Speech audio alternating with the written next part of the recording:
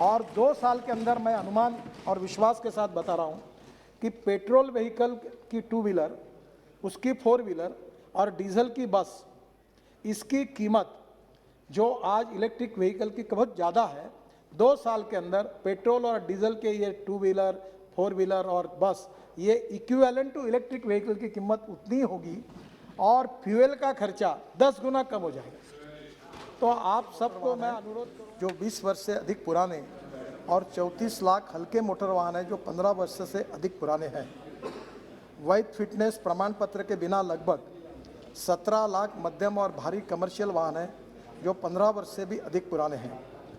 पुराने वाहन फिट वाहनों की तुलना में 10 से 12 गुना अधिक प्रदूषण और हवा को प्रदूषित करते हैं और सड़क सुरक्षा के लिए भारी जोखिम है। आपको पता ही होगा स्पीकर महोदय कि ये काला धुआं छोड़ छोड़ के जाते हैं और जिसके कारण उनका डीजल और पेट्रोल का एवरेज भी कम होता है, वो उसके कारण भी नुकसान होता है। और पोल्यूशन के कारण दिल्ली जैसे शहर में और पूरे देश में हमने किस प्रकार की समस्याएं का सामना किया, ये भी आप सब लोग जानते हैं।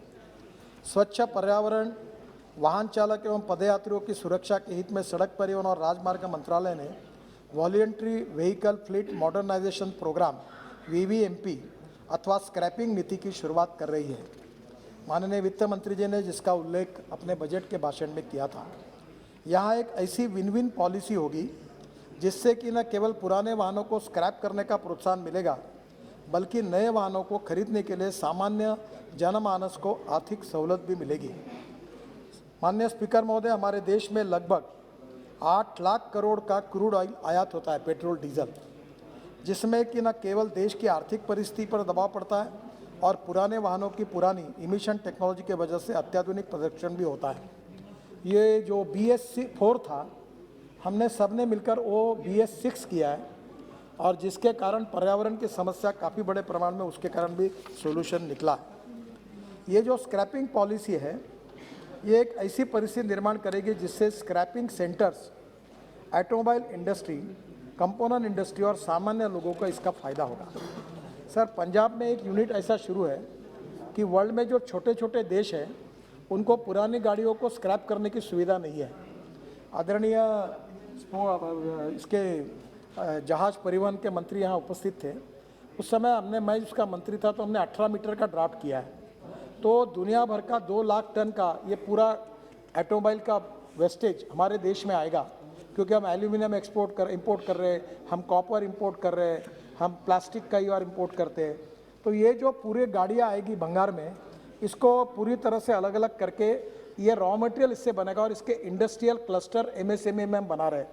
तो ये जो कांडला जैसी जगह है जहाँ 18 मीटर का ड्राफ्ट है, टुटीकोरिन है, तो वहाँ पोर्ट के बाजू में भी ये क्लस्टर बनाने की योजना है और जिससे हमारे ऑटोमोबाइल कंपोनेंट की कॉस्ट 40% कम होगी। माननीय स्पीकर महोदय, हमारी ऑटोमोबाइल इंडस्ट्री की आज का टर्नओवर 4,50,000 करोड़ का है और उसमें 1,45,000 करोड़ का हमारा एक्सपोर्ट है। और मुझे बताते हुए खुशी हो रही कि हमारी जो 2 व्हीलर की इंडस्ट्री है, जिसमें हीरो है, बजाज है और TVS है, ये तीनों भी अपना 50% से ज़्यादा प्रोडक्शन एक्सपोर्ट कर रही है। तो ये जो स्क्रैपिंग पॉलिसी के कारण प्लास्टिक, कॉपर, एल्यूमिनियम, स्टील, ये रॉ मटेरियल्स, रबर, ये रिसाइकलिंग होने के कारण कॉस्ट कंपोनेंट की सस्ती होगी और हम और कॉम्पिटिटिव बनेंगे और उसके कारण हमारी 4.5 लाख करोड़ की इंडस्ट्री 5 साल में 10 लाख करोड़ की बनाने का हमने योजना बनाई है। और मुझे बहुत खुशी है कि एक तरफ स्क्रैपिंग मटेरियल को जैसे हम दे रहे हैं, उपलब्ध करा रहे हैं, वैसे हमने ethanol, methanol, biodiesel, bio CNG, electric और हाइड्रोजन फ्यूल सेल को भी हमने सिलेक्ट किया है। माननीय ऊर्जा मंत्री यहाँ उपस्थित है, मैं कार्यक्रम में उनके साथ गया था, उन्होंने भी इलेक्ट्रिक वाहनों को बहुत इनकरेज किया है। सर, ये जो लिथियम आयन बैटरी होती है, इसके लिए भी हमने अभी स्पेशल हमारे विभाग ने हमारे यहाँ ट्रांसपोर्ट में वो आता है, तो इसमें भारत सरकार की सभी संस्थाओं को बुलाया था, इसरो से लेकर DRDO से लेकर हमारी सभी लेबॉर्ट्रीज और साइंटिस्ट को। तो इसमें लिथियम आयन बैटरी 81% हिंदुस्तान में बन रही है। और मैं आज इस सदन में विश्वास के साथ बताता हूँ कि ये कोई बात चर्चा करते हैं कि लिथियम आयन का स्टॉक किसी और देश ने ले लिया है, वर्ल्ड में कमी है, ऐसा कुछ नहीं है। आने वाले समय में 1 साल के अंदर 100% lithium ion battery make in India और मेड इन इंडिया होगी। और 2 साल के अंदर मैं अनुमान और विश्वास के साथ बता रहा हूँ कि पेट्रोल व्हीकल की टू व्हीलर, उसकी फोर व्हीलर और डीजल की बस, इसकी कीमत जो आज इलेक्ट्रिक व्हीकल की बहुत ज़्यादा है, 2 साल के अंदर पेट्रोल और डीजल के ये टू व्हीलर, फोर व्हीलर और बस, ये इक्विवेलेंट टू इलेक्ट्रिक व्हीकल की कीमत उतनी होगी और फ्यूल का खर्चा 10 गुना कम हो जाएगा। तो आप सबको मैं अनुरोध करूंगा कि आदरणीय ऊर्जा मंत्री जी इलेक्ट्रिक कार यूज़ कर रहे हैं। मैंने अपने कॉन्स्टिट्यूंसी में अभी मैं वहाँ बुलेट प्रूफ कार छोड़ दी, मैं भी इलेक्ट्रिक कार यूज़ कर रहा हूँ। तो आप सब लोग भी धीरे धीरे बायोफ्यूल और इलेक्ट्रिक पर जाइए। देश की आयात जो है वो कम करना है, प्रदूषण को कम करना है, import substitute cost effective pollution free और इंडिजिनस, और ये स्क्रैपिंग पॉलिसी इसमें बहुत बड़ा कंट्रीब्यूट करेगी और उसका फ़ायदा होगा। ये गाड़ियों के स्क्रैपिंग के वजह से स्क्रैप मटेरियल जो तैयार होगा उससे काफ़ी वैल्यू एडिशन भी होगा। स्क्रैपिंग सर्टिफिकेट के आधार पर नए वाहन खरीदने के लिए हमने एक एडवाइजरी अब इशू की है कि जो स्क्रैपिंग करेगा अपने व्हीकल को, ट्रक को या बस को, तो वो स्क्रैपिंग सर्टिफिकेट जाने के बाद मैंने देश के सभी ऑटोमोबाइल इंडस्ट्रीज़ को आह्वान किया है और उनको एडवाइजरी भेजी है। मैं मैंडेटरी नहीं कर सकता, तो उनको आह्वान किया है कि आप 5% आप इसको सहूलियत दो जो सर्टिफिकेट लेके आएगा। तो समझो आपकी कार 10 लाख रुपए की है तो 50,000 रुपये का इंसेंटिव वो देंगे, ऐसा मेरा विश्वास है। तो निश्चित रूप से आपको नई गाड़ी खरीदने में पेट्रोल डीजल के तुलना में आपका एवरेज 2 गुना 3 गुना बढ़ जाएगा, प्रदूषण चला जाएगा और ऊपर से आपको इसका फ़ायदा होगा। तो ये निश्चित रूप से इसका काफ़ी लोगों के लिए उपयोग होगा। रजिस्ट्रेशन फीस और रोड टैक्स में भी भारी छूट इसमें दी है। इससे लोगों को नए वाहन खरीदने के लिए प्रोत्साहित होंगे, जिसमें ऑटोमोबाइल सेक्टर की सेल्स बढ़ेगी और राज्य सरकार का और भारत सरकार का जीएसटी बढ़ेगा, क्योंकि 10 to 15% नए व्हीकल खरीदे जाएंगे तो राज्य सरकार को भी जीएसटी का फायदा होगा, भारत सरकार को भी होगा। ऑटोमोबाइल सेक्टर में लगभग 3.7 करोड़ लोगों को डायरेक्टली अथवा इनडायरेक्टली इससे रोजगार मिलेगा। ये देश की सबसे ज़्यादा रोजगार देने वाली इंडस्ट्री है और हिंदुस्तान ये 5 साल के अंदर ऑटोमोबाइल इंडस्ट्री के अभी सभी देश के वर्ल्ड के ब्रांड, अभी टेस्ला भी आ रहा है, अभी मर्सिडीज से लेकर BMW से लेकर दुनिया के सब ब्रांड हिंदुस्तान में है और 5 साल के अंदर हिंदुस्तान ऑटोमोबाइल मैन्युफैक्चरिंग का वर्ल्ड का नंबर 1 हब बनेगा। ये पॉलिसी से इसको बहुत ताकत मिलेगी। इसमें टर्नओवर 7.2 लाख करोड़ का एक्सपेक्टेड है। इंडस्ट्री ने इस साल लगभग 15 लाख करोड़ का जीएसटी भरा है। स्क्रैपिंग पॉलिसी के लागू होने पर केवल इन आंकड़ों में वृद्धि होगी, पर scrapping centres, automated fitness centres की वजह से 10,000 करोड़ का अतिरिक्त निवेश होगा। मैं आप सब सांसदों को आह्वान करता हूं कि हमारे देश में पीपीपी मोड में ड्राइविंग ट्रेनिंग इंस्टीट्यूट और फिटनेस और पोल्यूशन सर्टिफिकेट देने वाले इंस्टीट्यूट हमको खोलना है। हम भारत सरकार से उसके लिए अनुदान दे रहे हैं, तो आप ये ड्राइविंग स्कूल और ये दोनों एक करके, अगर आपके विशेष रूप से जो बैकवर्ड क्षेत्र है, अब देश में स्पीकर महोदय 22 लाख ड्राइवरों की कमी है, लोगों को रोजगार चाहिए, तो आपके क्षेत्र में ये driving training centres, fitness centre और पोल्यूशन सर्टिफिकेट सेंटर आप खोलिए। भारत सरकार से हम इसके लिए अनुदान भी देंगे और आपको मदद भी करेंगे। बैंक भी इसके लिए आपको लोन देने के लिए तैयार है।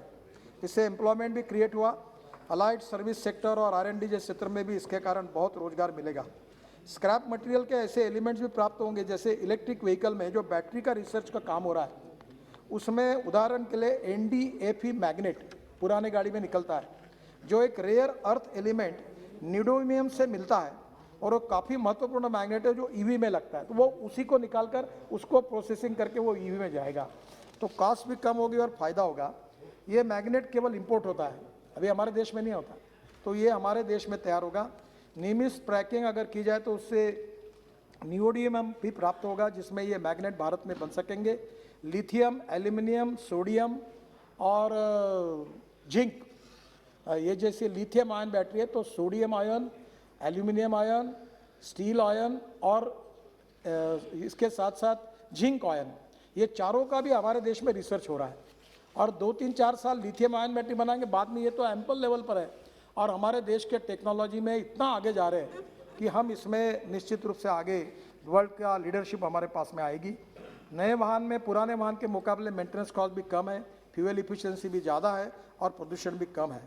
मैं सभी स्टेक होल्डर्स के इंटरेस्ट में एक अपप्रचार किया जा रहा है कि तुम्हारी पुरानी गाड़ी स्क्रैप होगी, तुम्हारा नुकसान होगा, गरीब का नुकसान होगा, ऐसा नहीं है। इससे निश्चित रूप से फ्यूल इफिशिएंसी में फ़ायदा होगा। मैं आपको एक उदाहरण बताता हूं कि जब मुंबई पुणे हाईवे बनाया था तो 9 घंटे लगते थे। मैं समय मंत्री था महाराष्ट्र में, तो लोग नाराज़ हो गए, टोल देना पड़ा।